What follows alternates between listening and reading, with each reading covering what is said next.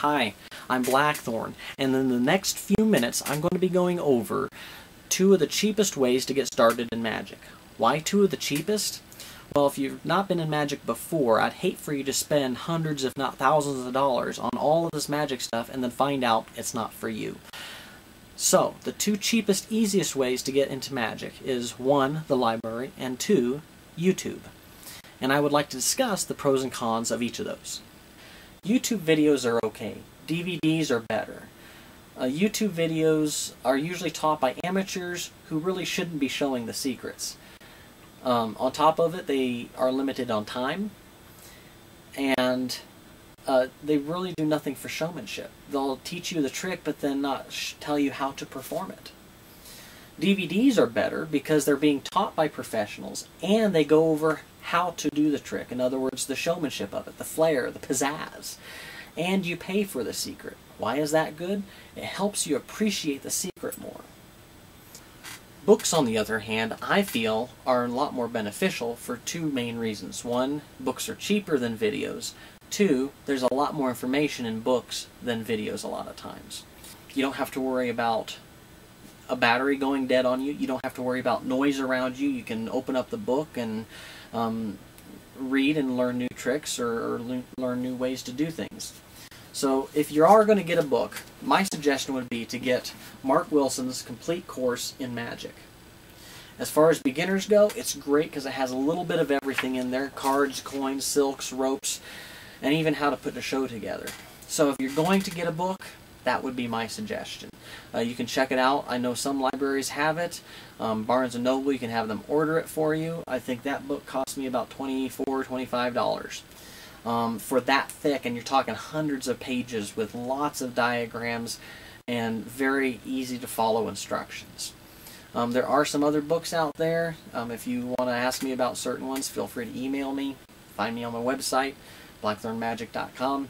And say, hey, what do you think about this book? I can give you my honest opinion. I've seen a lot of them. I can't say I know them all, but I'll do my best to help you out if you need it. Now, let's get on with after you've learned some tricks now.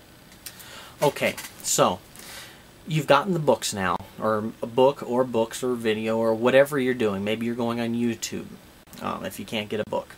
That's fine. You've got to practice. Anyone can hit keys on a piano. Anyone, even a baby, can hit a key on a piano. But to do it right, to produce music, takes practice. Same thing with Magic. You're not going to have results right away. There are a few tricks you can, yes, and some people can pick up on it beautifully right away. But please, don't push yourself and think that you're going to do that right away and then get disappointed. That's what I really don't want.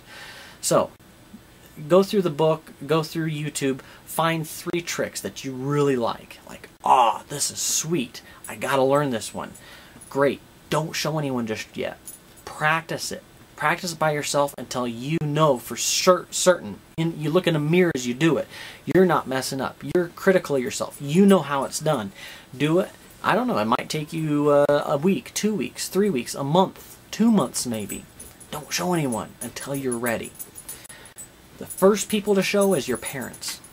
Because if you've done this, if you've used YouTube and you've done this on your own, and you say, Mom, Dad, I've been practicing for about a month now on this. I want your honest opinion. And you're like, you've been practicing this for a month?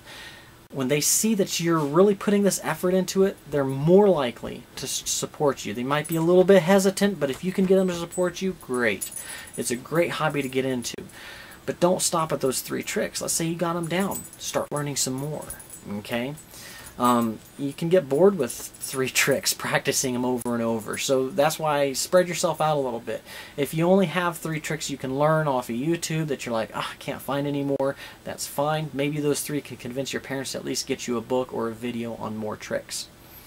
Learn those 3 solid. Show your family first. If your family figures it out, no big deal. They should be able to help you with that. If they say, hey, I saw how that's done, don't get mad. You're going to want to get mad because you practice. You're like, you saw that. Don't get mad. What you need to do is approach them and say something like, Mom, Dad, okay, that's great. You saw how it was done. Can you tell me where you saw or what I did that helped you see what I was doing?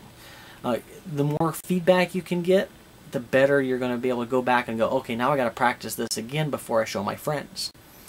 Then you can show your friends, and all this time you can be starting other tricks. You can be looking at the book going, okay, I need to give this one a break. Great thing about magic is, it's not a job to practice it. You can practice whenever you like, however long you like, and wherever you like, on whatever you like. It's very open. It should never appear as a job. It should be something fun you do on your own. Unless you've got a friend. If you've got a friend that you two trust each other and you want to do this together, then great. He learns 3 tricks, you learn 3 tricks, and you alternate. Maybe he comes over, maybe your friend, or maybe it's a sibling, and you guys go back and forth. Go, okay, I got one trick, then they do another one. You come back, you do another one, they do another one. Before you know it, you've got a 20-minute show for your parents and friends.